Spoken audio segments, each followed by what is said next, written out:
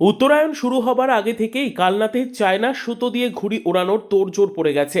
China সুতোতে কালনা বাজার ছেয়ে গেছে। প্রতিটি ছেলেকেই দেখা যাচ্ছে চায়না সুতো দিয়ে ঘুড়ি ওড়াতে। চারিদিকে প্রশাসনের চোখে বুড়ো আঙুল দেখিয়ে চায়না সুতোর কারবার বেড়ে গেছে এবছরে। প্রতি বছর চায়না সুতো দিয়ে ঘুড়ি ওড়ানোর ফলে প্রচুর পাখি আহত হয়। বিশেষ করে যারা বাইক চালায় তাদের আহত সংখ্যা বেশি থাকে। উঠতে গিয়ে তাদের ডানা কেটে যায়। কোনো কোনো সময় চায়না সুতো গাছের ডালে বেঁধে থাকলে সেখানে পাখি বসতে গেলে অজান্তেই পাখিটি চায়না সুতোতে আটকে গিয়ে অজান্তেই পাখিটি মারা যায়। এমনও দেখা গেছে কলকাতায় চায়না সুতো বাইক চালকের গলায় আটকে পেঁচিয়ে মৃত্যু হয়েছে। এই সময় কাল রাতে বেশ কিছু পরিযায়ী পাখির ঢল নামতে দেখা গেছে কালনা শহর লাগোয়া একটি বিলের আশেপাশে। এই পরিযায়ী পাখিগুলির জীবনহানি ঘটতে পারে চায়না সুতোর কারণে। সাধারণ মানুষ চায়না সুতোর বিরোধিতা করছে। তারা বলছে প্রচুর পাখি এবং মানুষ এই চায়না সুতোর কারণে প্রতি বছর প্রশাসনের অতি সত্বর এই চায়না সুতোকে বন্ধ করা উচিত।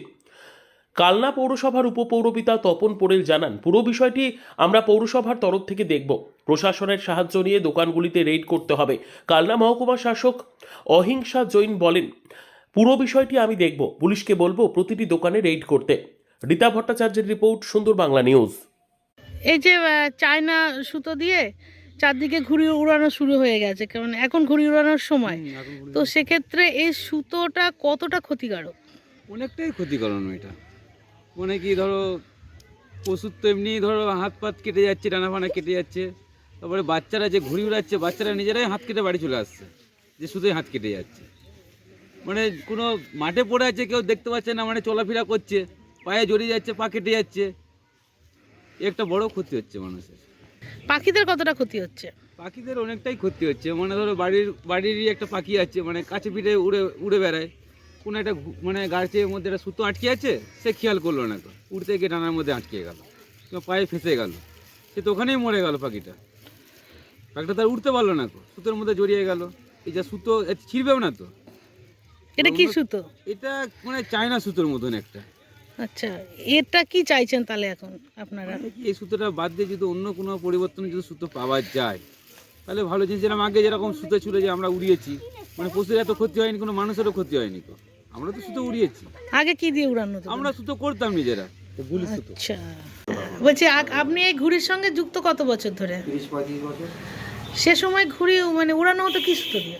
কটন সুতো মাঞ্জা করে ওড়াতো। আচ্ছা, আর এখন বেশিরভাগ কি দেখছেন? এখন বেশিরভাগই লাইলন সুতো ওড়াচ্ছে। এতে ক্ষতি কতটা? ক্ষতি তো আছে, ক্ষতির জন্য তো আপনার নিষেধাজ্ঞা জারি করা আছে। কিন্তু চারো সাইডে যেভাবে চোরাপথ দিয়ে আমাদের কালনায় মাল ঢুকছে, এগুলোকে কেউ নজরে আনছে না।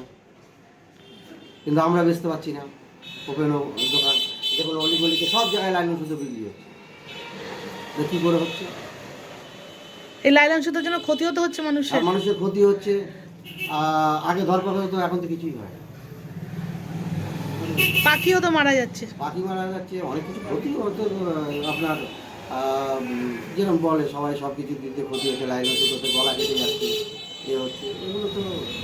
এবং সরকার থেকে ইয়ে আছে, বারণ করা আছে। এবার আপনি কি চাইছেন এখন সুস্থ সমাজ? ব্যবসাদার, আমার ঘুরিতে আর পয়সা হয়, লাইন সুতোতে অনেক পয়সা করে নিচ্ছে, আমার থেকে আগে চলে যাচ্ছে।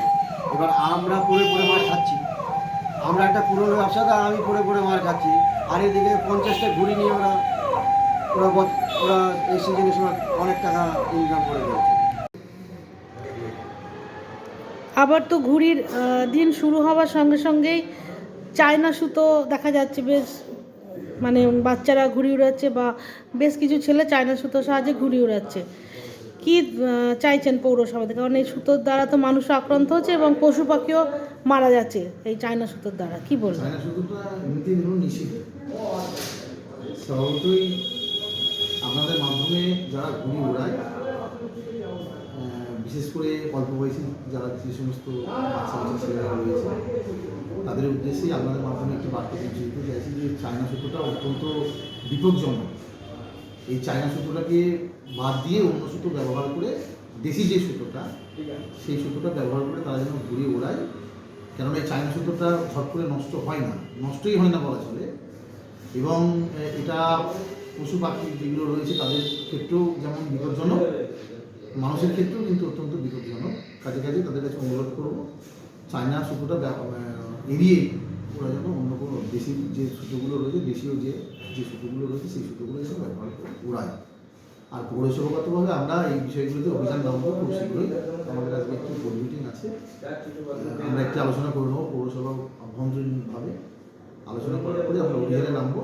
চায়না সুতো যে সমস্ত দোকানদাররা চায়না সুতো বিক্রি করছে বা বেচাকেনা করছে বা অন্য জায়গা থেকে নিয়ে আসছে, তাদেরকে আমি অনুরোধ করবো আপনারা কিন্তু এই চায়না সুতোটা বিক্রয় করা থেকে আমরা কিন্তু একটু বিরত থাকবো, না হলে পৌরসভাগতভাবে আইন ব্যবস্থা